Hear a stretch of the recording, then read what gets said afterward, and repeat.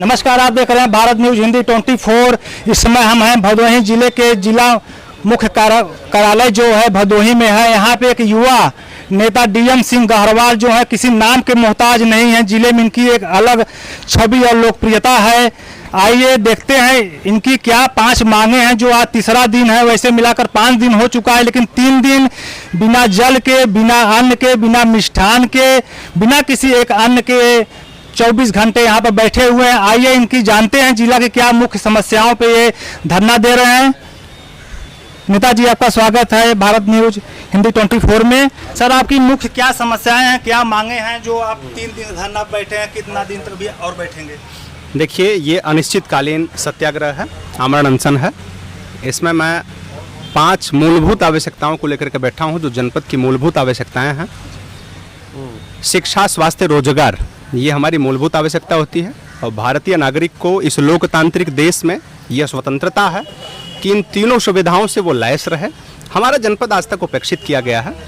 इस विषय पे भाई आप अच्छी तरह जानते हैं कि 2007 से ही भदोही में स्थित चीनी मिल औराई में वो बंद है। केवल राजनीति के शिकार होकर के 100 करोड़ का घाटा दिखा करके उसको बंद कर दिया गया। जनपद से सटे कई जनपद, उससे जनपद के किसान लाभान्वित होते थे।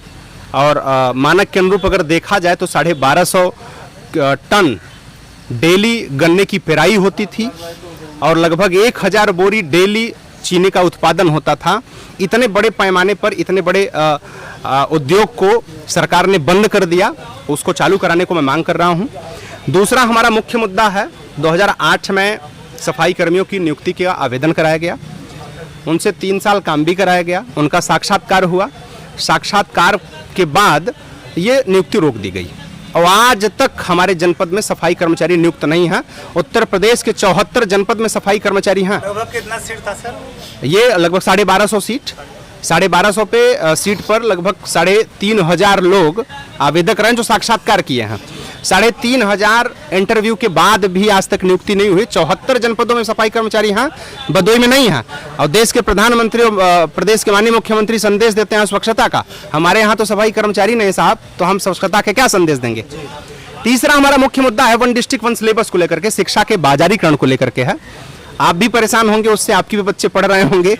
जिस प्रकार से सिलेबस का मोल दिखा करके हमें ठगा जाता है, लूटा जा रहा है और बड़े पैमाने पर लूटा जा रहा है। बड़े बड़े बिल्डिंग के विद्यालय लूट रहे हैं और व्यापार कर रहे हैं। शिक्षा संस्कार का साधन है, व्यापार का नहीं, ये व्यापार कर रहे हैं। तो उनके खिलाफ मैंने मोर्चा खोला है। चौथा हमारा मुख्य मुद्दा है KNPG कॉलेज को विश्वविद्यालय बनाने का, जो माननीय मुख्यमंत्री जी ने खुद भी अपने मंच से कहा था। और चुनावी मुद्दों में यह विशेष मुद्दा होता है समस्त राजनीतिक दलों का, KNPG को विश्वविद्यालय बनाएंगे। अरे भाई, काशी विश्वनाथ क्या नाम है यूनिवर्सिटी विद्यापीठ का, उसके साथ यह विद्यालय स्थापित हुआ, महाविद्यालय स्थापित हुआ, आज तक यूनिवर्सिटी नहीं बना। यह दुर्भाग्य का विषय है। और मजबूरन हमारे जनपद के छात्र छात्राएं अन्य जनपदों में जाकर के उच्चतम शिक्षा प्राप्त करते हैं। जो गरीब है वो पढ़ भी नहीं पाते, वो उच्चतम शिक्षा प्राप्त कर नहीं पाते। ये मजबूरी है उनकी। 5वां मुद्दा स्वास्थ्य से रिलेटेड है। आप सब त्रस्त हैं उससे।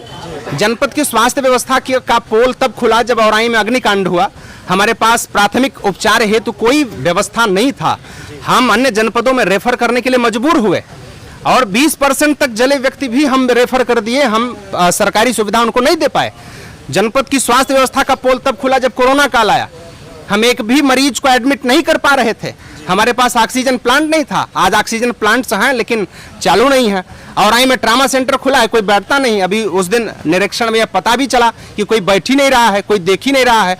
कुत्ता काटने की इंजेक्शन लगाने के लिए कोई वहां उपस्थित नहीं है, तो इलाज के लिए OPD के लिए कोई क्या बैठेगा? तो स्वास्थ्य, शिक्षा और रोजगार तो हमारी मूलभूत आवश्यकता है। और अगर ये पूरा न हो तो हम लोग मानने वाले नहीं हैं। उसी को लेकर के हम 3 दिन से बैठे हुए बिना दाना बिना पानी। सर, तो जिले के कोई बड़े आला अधिकारी या किसी विभाग के बड़े अधिकारी आपसे आकर मिले? जी, बस SDM साहब ज्ञानपुर और CO साहब ज्ञानपुर कल रात में आए थे। उनसे वार्ता हुआ। हम DM साहब को चाहते हैं कि DM साहब से बात हो, वार्ता हो, आए, आश्वस्त करें, हम अनशन तोड़ देंगे।